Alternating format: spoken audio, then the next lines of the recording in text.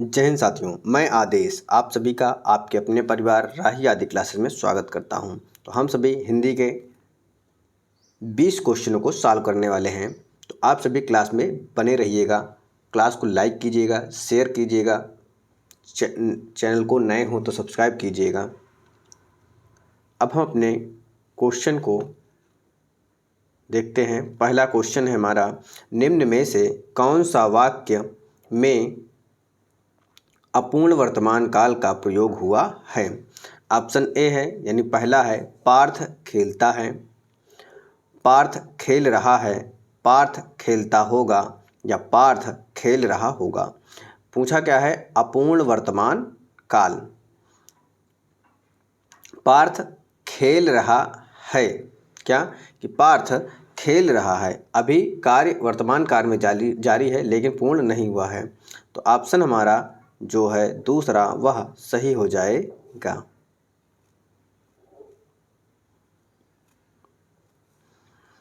अगला क्वेश्चन है कि निम्न में से कौन से वाक्य में संदिग्ध भूतकाल का प्रयोग हुआ है। हमें बताना है कि किस वाक्य में संदिग्ध भूतकाल का प्रयोग हुआ है। मैंने निबंध लिखा है, मैंने निबंध लिखा, मैंने निबंध लिखा होगा, यदि मैंने निबंध लिखा होता तो मुझे इनाम अवश्य मिलता। तो यहाँ पर ये रहे आपके ऑप्शन। हमें बताना है संदिग्ध भूतकाल का।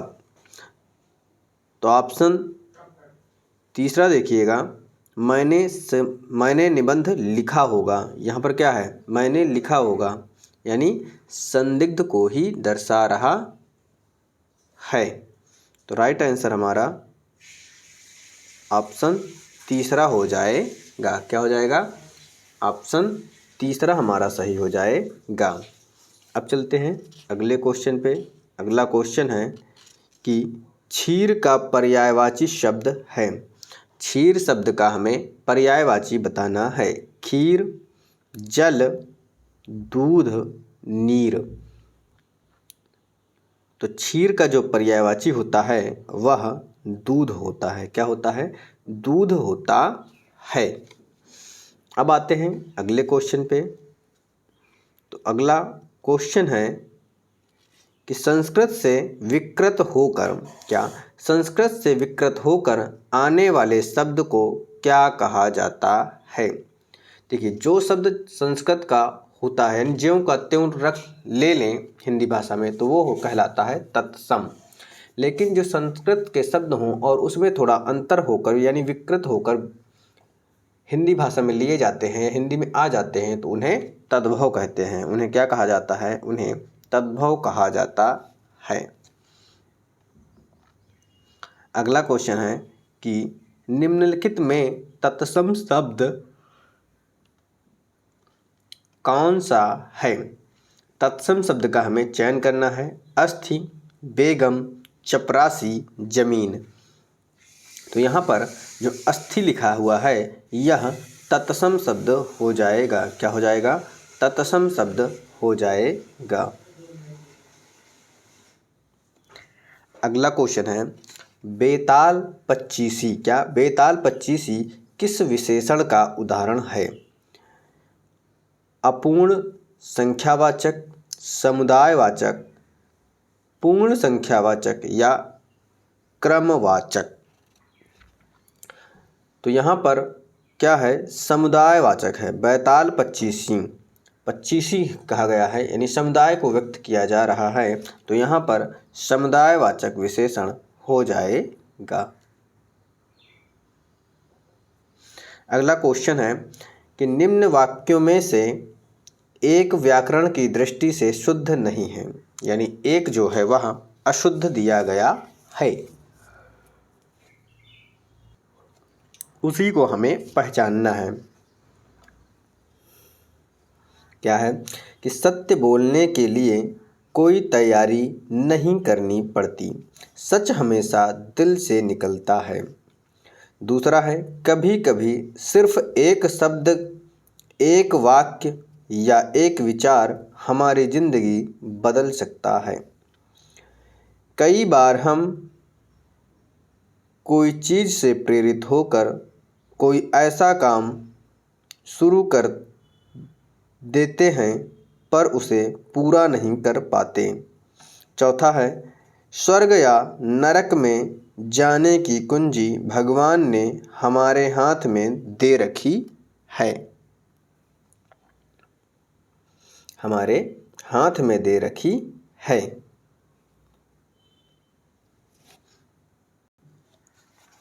तो ऑप्शन तीसरा जो है हमारा, इसमें अशुद्धि है।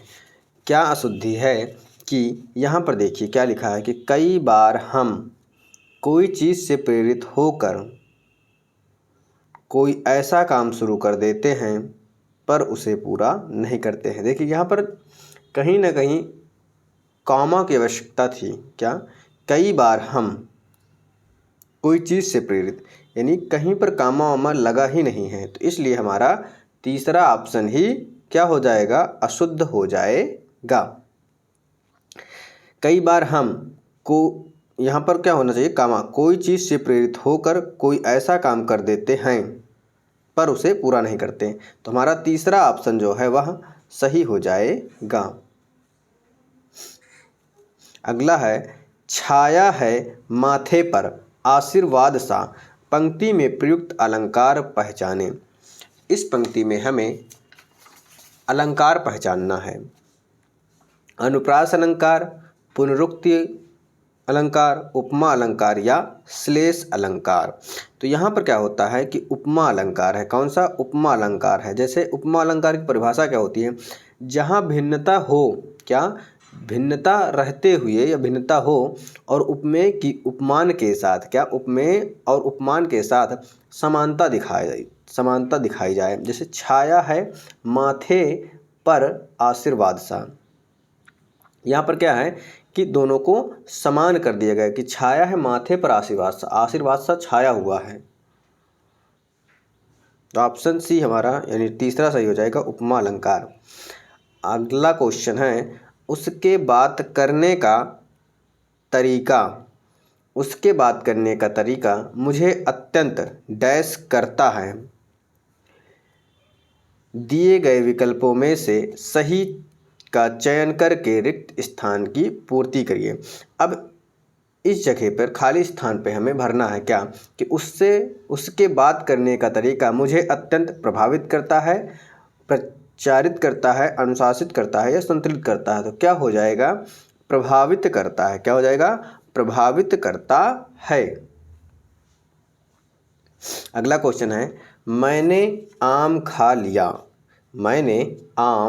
लिया, वाक्य में प्रयुक्त काल पहचाने। यहाँ पर हमें काल पहचानना है। पूर्ण भूतकाल, हेतु मद भूतकाल, अपूर्ण भूतकाल या आसन्न भूतकाल। तो क्या होगा यहाँ पर, मैंने आम खा लिया है, यहाँ पर क्या हो जाएगा, आसन्न भूतकाल हो जाएगा। क्या हो जाएगा,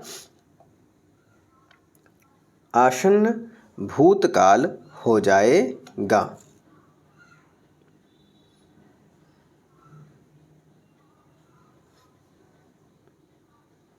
अब अगला क्वेश्चन क्या है, अनुशासन सफलता की डैश है, दिए गए विकल्पों में से सही का चयन करके रिक्त स्थान की पूर्ति करें।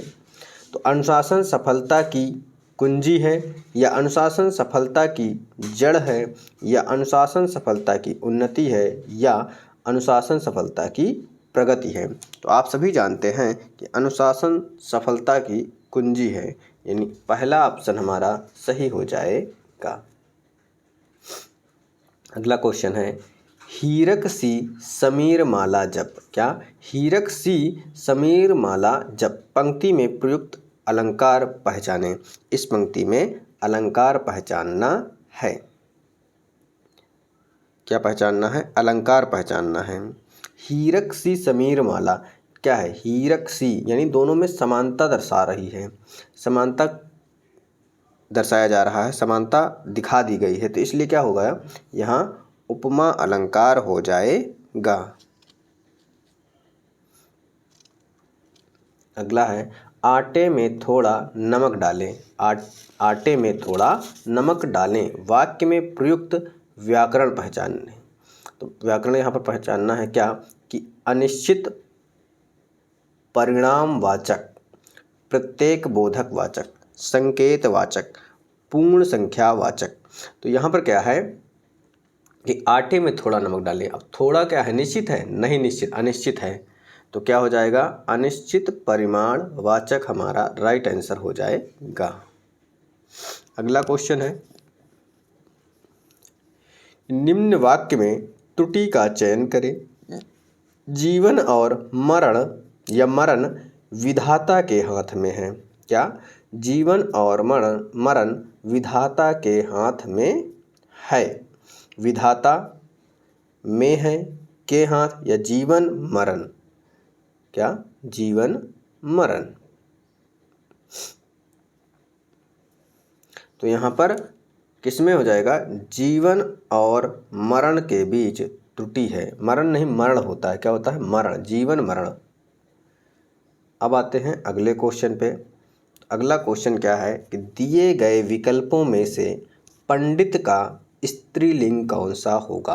पंडित शब्द का हमें स्त्रीलिंग शब्द बनाना है।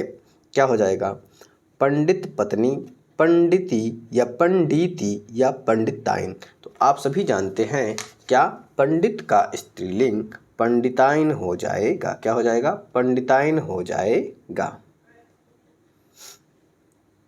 अगला क्वेश्चन है, अगला क्वेश्चन क्या है, अखियां हरि दर्शन को भूखी, कैसे रहें रूप रस रांची, ए बतियां सुन रूखी। उपरयुक्त पंक्ति में कौन सा रस है, संयोग श्रृंगार रस, वीर रस, वियोग श्रृंगार रस या शांत रस। तो यहाँ पर क्या है, हमें अलंकार पहचानना है।